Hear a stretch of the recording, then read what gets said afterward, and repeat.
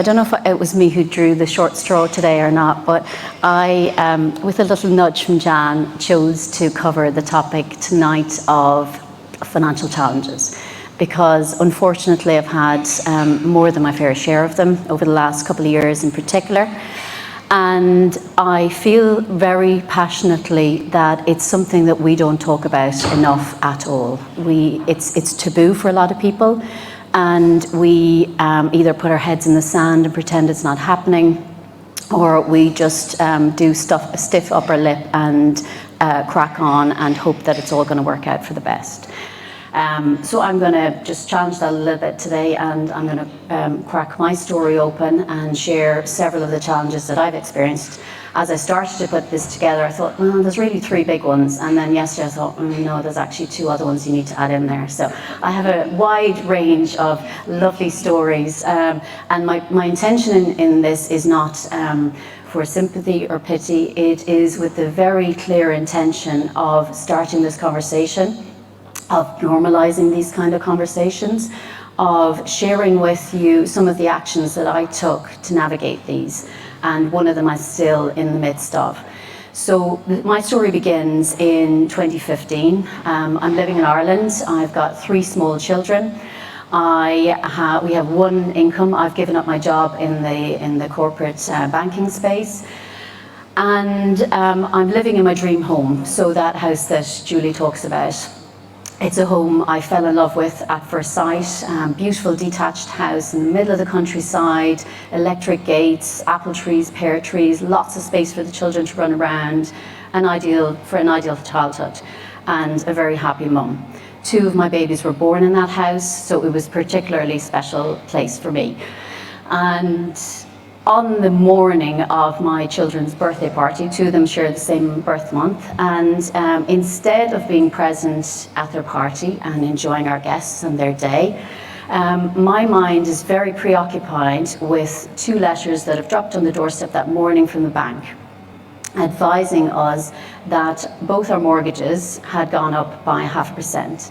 And we, in our wisdom, had taken 100% mortgages, not just on 1 property, we took it on 2, because I was a bank employee and you could do that, and so we did that. So that meant I spent the day stressing out as to how we were going to cover those payments. And the bank did it not because the ECB moved the rate, they did it because they were recouping some losses. So there was nothing from preventing them from doing it again and again. And that really freaked me out. My stress was through the roof, I wasn't sleeping, and I was really concerned as to how we were going to get out of this. So my first step was, okay, well, let's acknowledge this is a bit of a challenge, and I have no idea how I'm going to navigate it. No clue.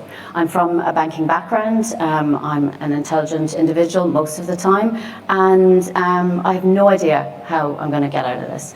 But I acknowledge I've got a problem, and I need to do something about it. I've got 3 little people who depend on me, and I need to figure this out. So I decide that I've got a gap in knowledge, and I start to study this space, because even with a banking background, I had no idea how to navigate it. So I knew that I had a knowledge gap, and so I started to work with a wonderful mentor who is my mentor still to this day, and she started to educate me about all the things I didn't know. Very simple things, nothing complex at all, nothing that would give you the slightest headache, just really common sense stuff that we are not taught in life usually. And I started to see some light at the end of the tunnel, and some of that light started to come from a change in perspective. So I was very much pity party for one, how has this happened, how can I fix this, etc. And I thought, okay, that's fine, feel what you feel, and now what are you going to do? So I started to change the focus from all the things that were wrong to all the things I could be grateful for. I had 3 very happy, healthy children. I lived in a beautiful home. I had money to pay my mortgage. I could feed my children and pay my bills. I'm in a good place. I'm in, maybe top 3-4%. I'm in a privileged position.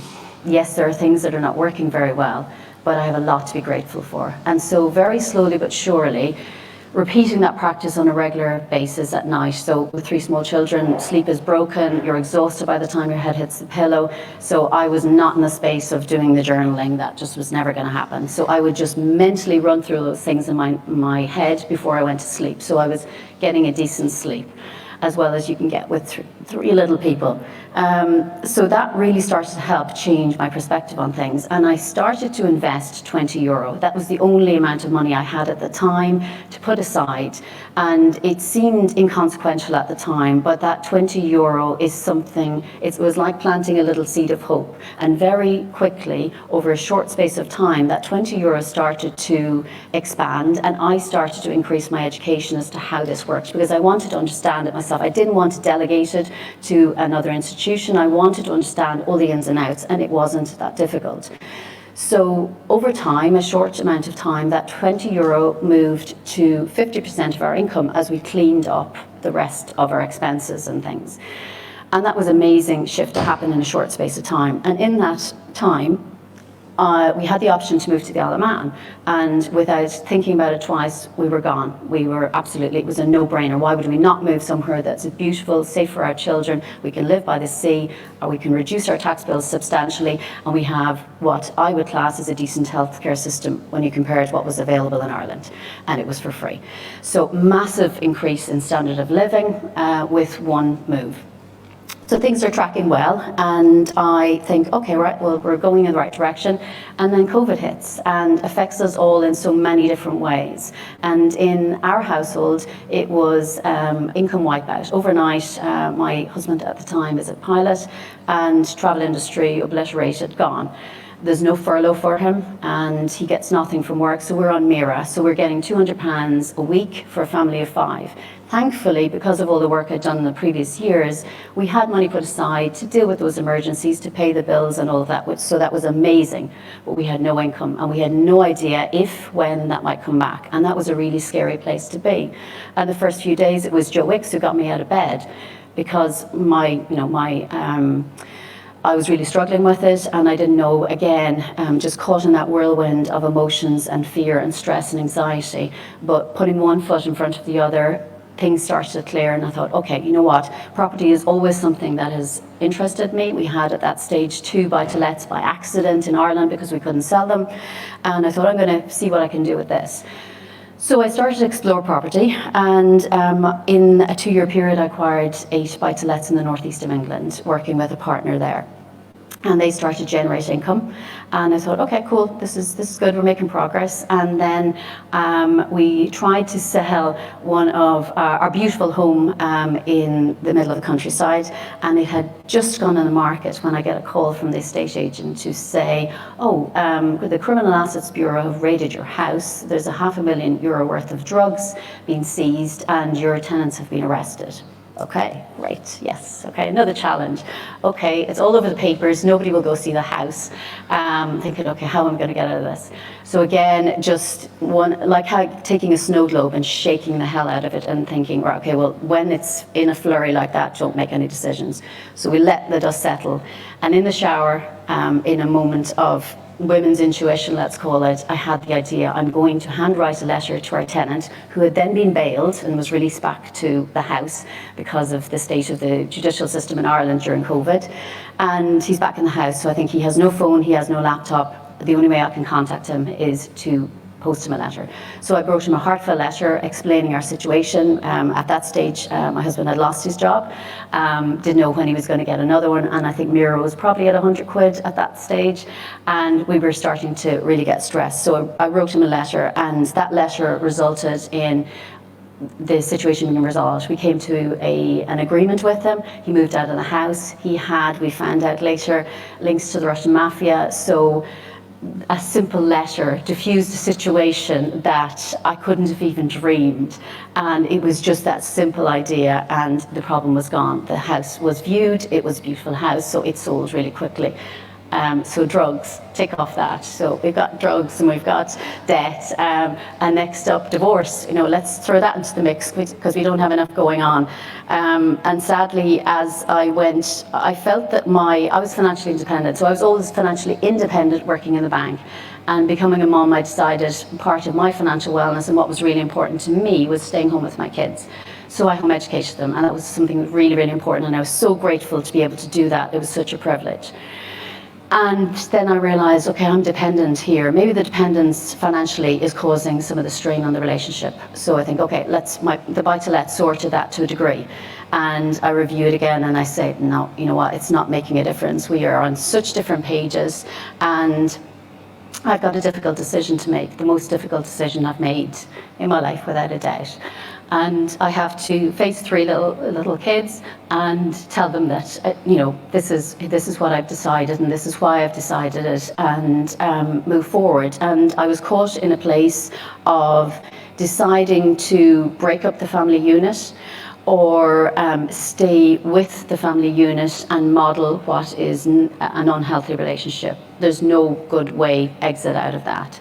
And I chose to model to my children that even if you're in a tough situation, you have to do right by yourself, because that situation, I had lost myself in motherhood and marriage. I was married for 20 years, together for about 24. And it was half my life, and it was a tough one to do. But I thought I want to be able to look in my children's eyes and explain to them that I have done it for very genuine reasons, and for them to know that it's safe for them to make a decision like that if they're ever faced with that. My family, being of a Catholic origin, decided that divorce is not real, and they still send me anniversary cards. So that is how divorce goes down in our house. So that was a challenge in itself, but I can look myself in the eye, and I can look my children in the eye and say, you know, I did right. It was a tough decision, and that's one that's still playing out. And things are starting to settle down again, and I guess the universe, whoever, whatever concept you like to embrace, decides, I think she needs a little bit more of a nudge. She's a few more lessons to learn here. So let's throw it at her in terms of being duped. So the 8 buy-to-lets I had acquired in the Northeast, which are cash flowing fine and things are going good, we get an email on the 16th of January, just however many weeks ago, 6 weeks ago, to say that the company's gone into liquidation. I knew something, my spidey senses, women's intuition was on alert again, and I knew something was wrong, but I couldn't put my finger on what was wrong, despite investigating. And so what transpired as what might be a normal liquidation process, lots of companies go through it, turned out to be something a little bit more sinister and is still under investigation. That particular event has resulted in me, at the moment, I've lost track. I stopped counting, 80, 90,000 pounds of a financial loss. I have never lost so much money in my life. And I really battled on whether to share this or not, because it's still pretty raw, a lot of it. But I think it's really important to acknowledge when we have challenges, to not hide them and to share them, because chances are there's somebody else who's either already gone through that and is struggling with it. But the level of emotion around that I struggled with was stark and is still quite fresh in my mind. I struggled with the shame of, like, how stupid could you have been to have not picked up that there was something going on. The individuals involved in this as fellow clients I've got financial advisors, I've got company directors, I've got an individual in the UK who is so well known in this space. And we all did our due diligence and we found nothing. And the person who was behind the company was the most charismatic individual. I had huge trust, way too much trust in one person. And lots of things have come out in that, you know, I've got council tax bills I didn't know anything about. I've got deposits that were taken that haven't been lodged correctly. I've got refurbishments in the tens of thousands that were paid and not done. I've got tenants living in really not okay conditions. And to add to my own personal loss, I also was responsible for introducing a lot of people to that company. So my lovely Catholic guilt played a blinding role in this, in that I thought, I can't just storm ahead and try to sort out my own situation. I need to take responsibility for introducing these people to this firm, and albeit unknowingly, and help guide them through how we navigate this. And so that's what I've been doing for the last 6 weeks. We have managed to make the individual bankrupt, which was no mean feat and was a fantastic success last week. And we're now working through the criminal investigation, because it's not quite a straightforward liquidation. There's a lot of sinister actions around it. And at one particular point in the last few weeks, I think probably in the first week, was when it was most acute, and it struck me, and I thought, you know what, Caitriona, this is something you really need to share, because financial ill health or financial stress is one of the top reasons for divorce. It is one of the top reasons for mental ill health, and now I very much understand why that is. Because as I tried to navigate this for myself and with my clients, I, on a number of occasions, felt this massive grey cloud over my head, and it had a pounding impact on my chest. I at various points struggled to breathe and thought that I was going to go under. And as Kirsty mentioned in the beginning, I'm a sea swimmer in the lovely waters that surround us, and I had this massive compulsion to get in the water and to wash away the grime of what I'd experienced, because it just felt so horrible to have been taken in and to not to have known what was happening, to have trusted implicitly this individual. And so I decided to go for a swim, but I really didn't trust myself, because I phoned a friend and asked her to please sit on the beach and watch me, because I was afraid that, as I don't normally dunk my head, I hate the cold on my head, I really wanted to wash this disgusting feeling away as best I could. And I didn't think I would come up if that grey cloud came over, and I didn't want to add my life as a casualty to the tens of thousands which can be replaced. And so I got my friend, and she sat on the beach, and she watched me, and I had my swim. I washed it all off, and I came out with fire in my belly to make sure that justice was served and that I would recover from this, but I would not add my own life as a casualty, which can so often happen. And I spoke to somebody last week, a financial advisor, who was in a similar position with the weight of the financial challenges that she had at the time, and it's a story I hear too often, and it's a story that you can attach shame to, but to me it feels like something that it's all too often something we encounter either personally ourselves, or we know a loved one around us who has experienced that. And my intention in sharing that with you is the thing that has helped me most over those various challenges is I'm terrible at asking for help. I was terrible at asking for help. I'm definitely in recovery on that, because I cannot do this. And I think as women, we often try and do way too much by ourselves. You know, we think we're amazing because we're multitasking, and we're trying to do it all and keep the kids and keep the home and keep work and keep all the plates spinning. And sometimes we just have to let one or two of them drop, and we need to ask for help. So if you are somebody in the audience tonight who has some of those struggles or has been through some of those, know that there is always light at the end of the tunnel. And I, for one, am somebody who's more than happy to have a conversation, as I'm very experienced in that space now. So I'm always happy to have a cuppa if it helps to bear the load. But if you are also somebody who has somebody like that in your life who is experiencing some of those challenges, especially with the cost of living, which is affecting a lot of people, then know that the most valuable thing that you can give somebody who's struggling in that position is a shoulder to cry on, or an open ear, that there's no judgment.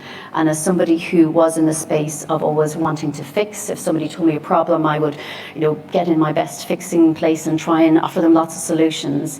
I can honestly say I didn't need to be fixed. I just needed some people to be okay with me feeling broken and giving me the time to just take a breath and to know that it will be okay.